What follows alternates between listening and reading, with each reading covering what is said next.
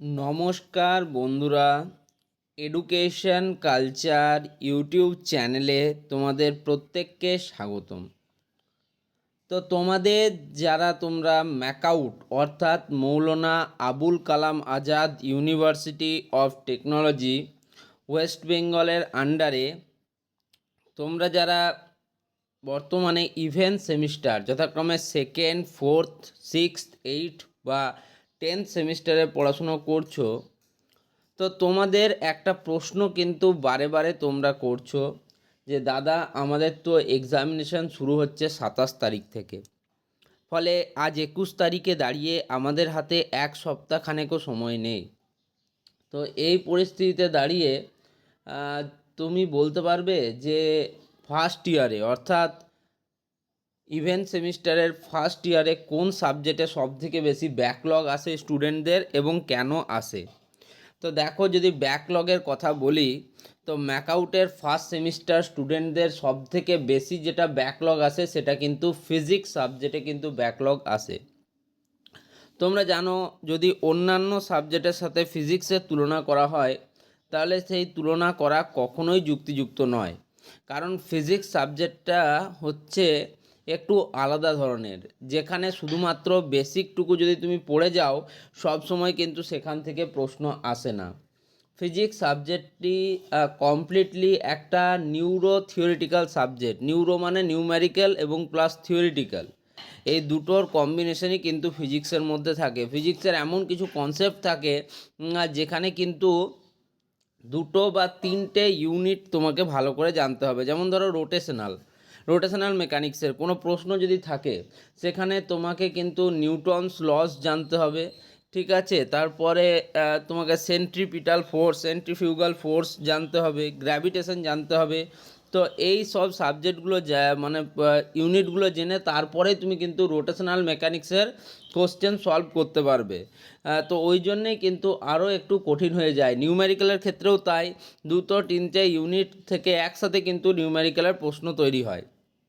যদি রিসেন্ট আমরা ম্যাকআউটে দেখি তো রিসেন্ট ম্যাকআউটের কিন্তু যে কপি চেকিং পদ্ধতি সেটা আগের 3-4 বছরের তুলনায় এবার কিন্তু অনেক বেশি কড়া হয়েছে।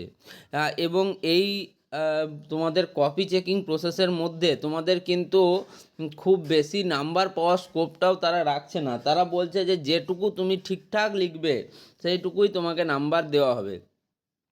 যদি কেমিস্ট্রির কথা বলো, অনেকেই বলছিল যে দাদা কেমিস্ট্রিতেও অনেকে ব্যাক পায়, তবে কেমিস্ট্রি দেখো একটা লেন্দি সাবজেক্ট। সেটা যে বিরাট টাফ সাবজেক্ট তেমনটা বলছি না, তবে সেটা খুব লেন্দি সাবজেক্ট এবং সেখানে কি হয় বলো তো, স্টুডেন্টদের এক একটা প্রশ্নতে অনেকটা সময় লাগে। প্রথমে বুঝে নিতে হয় প্রশ্নটা কী বিষয়ে, তারপরে কিন্তু তার উপযুক্ত উত্তর তোমরা করতে পারো। সেই তুলনায় ফিজিক্স সাবজেক্টটা যথেষ্টই কঠিন। ওকে, তো আমার চোখে দেখা, অর্থাৎ আমি যে এতদিন ম্যাকআউটের অ্যানালিসিস করছি, তো সেই হিসেব থেকে আমার কিন্তু মনে হয় যে ফিজিক্স সাবজেক্টে কিন্তু ব্যাক আসার সম্ভাবনা সবথেকে বেশি। তো এবার আমি তোমাদের সমস্যাটা বললাম যে কোন সাবজেক্টে বেশি ব্যাকলগ আসে, এবার সমাধানটাও তো আমাকে বলতে হবে। তো দেখো, ফিজিক্সের সমাধান একটাই। ফিজিক্সের সমাধান হচ্ছে যে তোমাকে ফার্স্টে বেসিক ক্লিয়ার করতে হবে। প্রত্যেকটা সাবজেক্টের আমাকে যেমন বেসিক ক্লিয়ার করতে হয়, ফিজিক্সের বেসিক ক্লিয়ার করতে হবে। পিওয়াইকিউজ, ভাই পিওয়াইকিউজকে কেউ হালকাভাবে নেবে না। প্রিভিয়াস ইয়ার কোশ্চেন থেকেই কিন্তু প্রায় 80-20 প্রিন্সিপালে চলে এবং সেখান থেকে প্রায় 80% প্রশ্ন আসে। এবার বলবে যে দাদা আপনি বলেছিলেন পিওয়াইকিউ, আমি লাস্ট 10 বছরের পিওয়াইকিউ করেছি, কিন্তু ইভেন্ট সেমিস্টারে আমি কই প্রশ্নের উত্তর পাইনি, আমি সেই প্রশ্নগুলোই পাইনি। সেই প্রশ্নগুলো দেবে না, সেই টপিক থেকে প্রশ্ন দেবে।